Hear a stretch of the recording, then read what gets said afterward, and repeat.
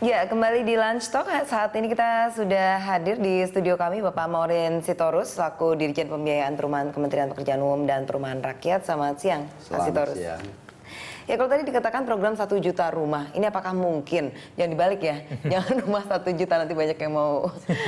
Nah, kalau 1 juta rumah ini sebenarnya seperti apa programnya? Jadi program 1 juta rumah ini yang dicanangkan oleh Bapak Presiden di Semarang April 2015, tujuan utamanya adalah agar masyarakat berpenghasilan rendah dapat akses atau memiliki rumah atau tempat tinggal yang layak.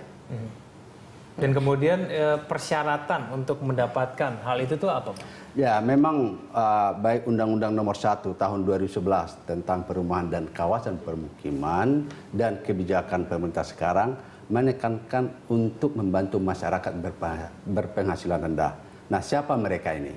Di dalam peraturan Menteri Pekerjaan Umum dan Perumahan Rakyat sudah ditetapkan bahwa mereka adalah satu yang gaji pokoknya itu maksimal 4 juta untuk rumah tapak. Dan untuk rumah susun gaji pokoknya itu maksimal 7 juta. Dan untuk mendapatkan ini ada syaratnya. Yang lain harus untuk rumah pertama. Tidak boleh untuk rumah kedua. Harus punya nomor pokok wajib pajak. Ketiga, belum pernah mendapatkan subsidi kepemilikan rumah. Kemudian harus ditempati. Kalau itu rumah tapak minimal 5 tahun. Kalau itu rumah susun minimal 20 tahun. Ada uang mukanya juga, Pak?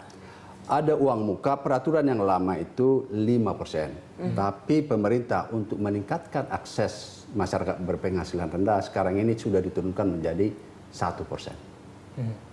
Kalau misalnya tanpa DP, Pak, ini kan mungkin saja ada masyarakat yang mengeluhkan mengenai jumlah DP yang mungkin dirasa sama mereka terlalu berat. Mungkin nggak sih kalau misalnya DP 1 juta rumah ini jadinya 0% gitu?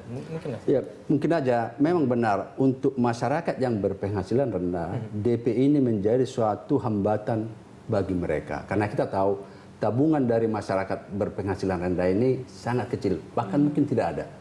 Sehingga kalau DP-nya 5%, katakanlah harga rumah 100 juta, mereka harus bayar 5 juta. Ditambah lagi biaya-biaya lain, biaya provisi, biaya notaris, biaya administrasi, itu bisa totalnya menjadi sekitar 10%. Ini sangat berat. Mereka mampu membayar cicilan. Cicilannya itu antara 700 sampai 900 ribu. Tapi dengan DP ini cukup berat. Oleh karena itulah pemerintah menurunkan menjadi 1%. Nah, kenapa tidak 0%? Nah, DP ini harus kita lihat secara komprehensif. Dari calon pembeli rumah, dari pengembang, dari bank. Dari pengembang DP perlu ada. Karena apa? Dengan DP itu pengembang punya kepastian. Oh, bahwa calon pembeli serius. Dan juga ada pemasukan awal untuk modal mereka membangun rumah. Nah, bagi bank, DP juga mereka perlukan. Satu, untuk kehati-hatian dalam pemberian kredit. Kedua, untuk manajemen risiko.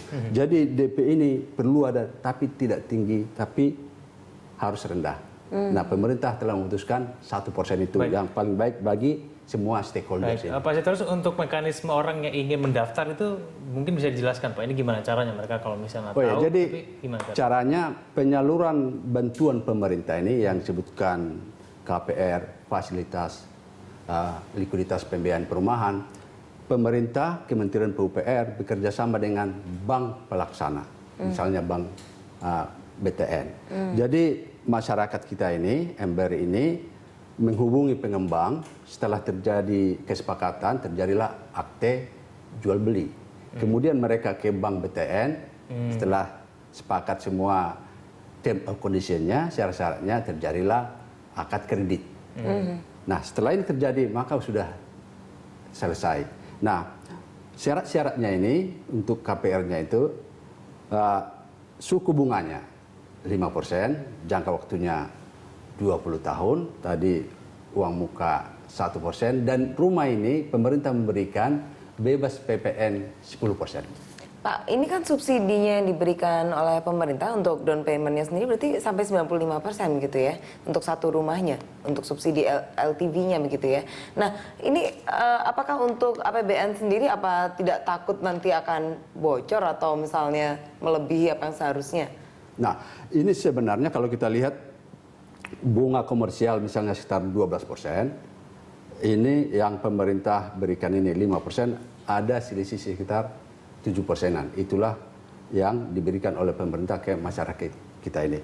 Jadi selisih angsuran antara komersial dan KPR FLP 5% itu sekitar 250.000 per bulan selisihnya. Nah, ini sebenarnya dana bergulir ini. Jadi pemerintah mengalokasikan dana untuk tahun 2015 ini 5,1 dan program ini sudah dilaksanakan sejak tahun 2010. Total dana yang sudah disalurkan sudah mencapai sekitar 20 triliun dan ini bergulir terus. Oke, baik. Pak Sitorus, kita lanjutkan lagi dulu kita di segmen selanjutnya. Kita jeda dulu, pemirsa, kami akan segera kembali.